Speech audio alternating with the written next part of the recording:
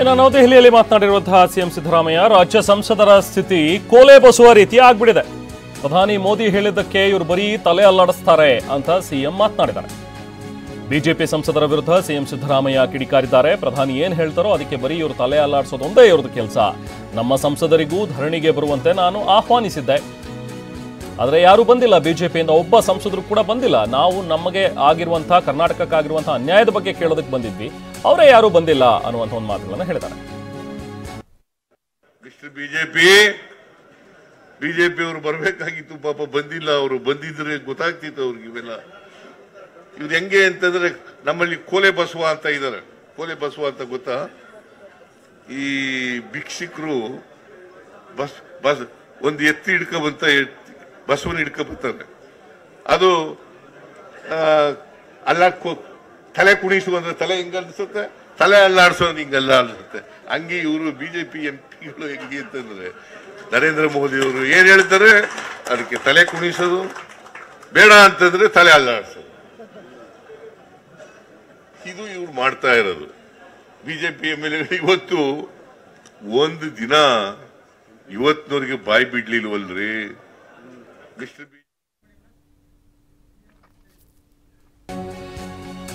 ಇನ್ನು ಕೇಂದ್ರ ಸರ್ಕಾರದ ವಿರುದ್ಧ ಸಿಎಂ ಸಿದ್ದರಾಮಯ್ಯ ಇವತ್ತು ಗುಡುಗಿದ್ದಾರೆ. ನವದೆಹಲಿಯಲ್ಲಿ ಬಡ ರಾಜ್ಯಗಳಿಗೆ ಹೆಚ್ಚು ತೆರಿಗೆ ಕೊಡಬೇಡಿ ಅಂತ ನಾವೇನು ಯಾವತ್ತೂ ಹೇಳಿಲ್ಲ.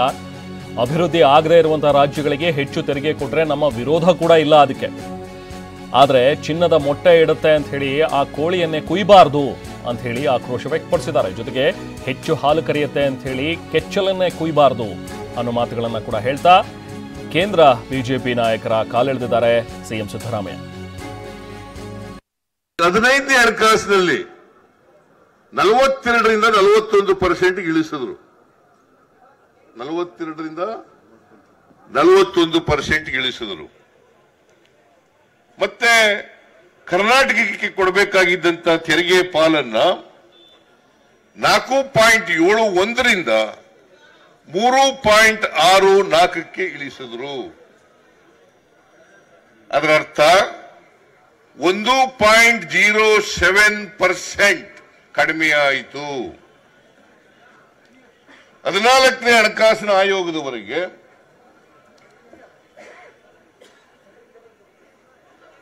ಸಾವಿರದ 1971ನೇ ಜನಗಣತಿಯ ಆಧಾರದ ಮೇಲೆ ತೆರಿಗೆ ಹಂಚಿಕೆಯನ್ನ ಮಾಡ್ತಾ ಇದ್ರು. ಯಾಕಂತಂದ್ರೆ 1971ರಲ್ಲಿ ಜನ ನಿಯಂತ್ರಣ ಶುರುವಾಯಿತು.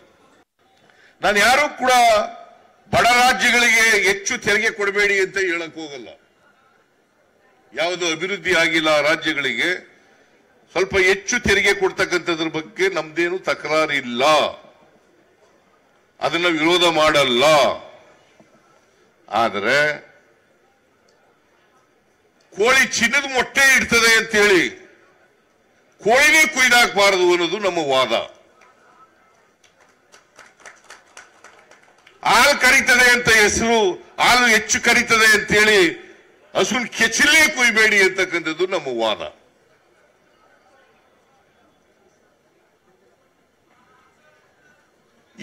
ಇದಕ್ಕೆ ನಮ್ಮ ಪ್ರತಿಭಟನೆ ಹೊರತು ಉತ್ತರ ರಾಜ್ಯಗಳಿಗೆ ಹೆಚ್ಚು ಕೊಡಬೇಡಿ ಅಂತಕ್ಕಂಥದ್ದು. ಈಗ ಫಾರ್ ಎಕ್ಸಾಂಪಲ್,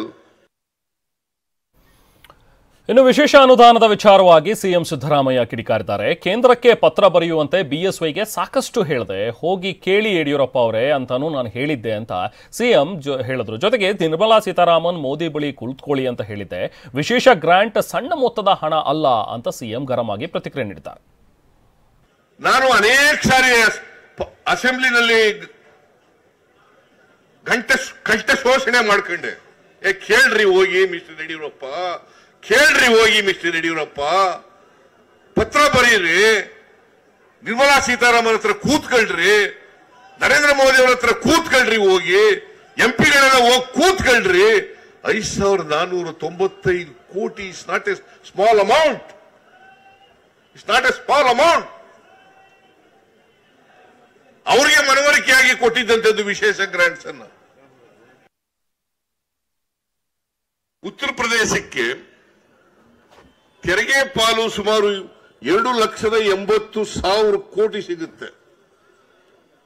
ನಮಗೆ ಈ ವರ್ಷ ಎಷ್ಟು ಸಿಗ್ತದೆ ಗೊತ್ತಾ? ತೆರಿಗೆ ಪಾಲು 50,257 ಕೋಟಿ ರೂಪಾಯಿಗಳು. ಎಷ್ಟು? ಯುಪಿ ಉತ್ತರ ಪ್ರದೇಶಕ್ಕೆ 2,80,000 ಕೋಟಿ ಸಿಕ್ಕಿದ್ರೆ ಕರ್ನಾಟಕ ರಾಜ್ಯಕ್ಕೆ 50,257 ಕೋಟಿ.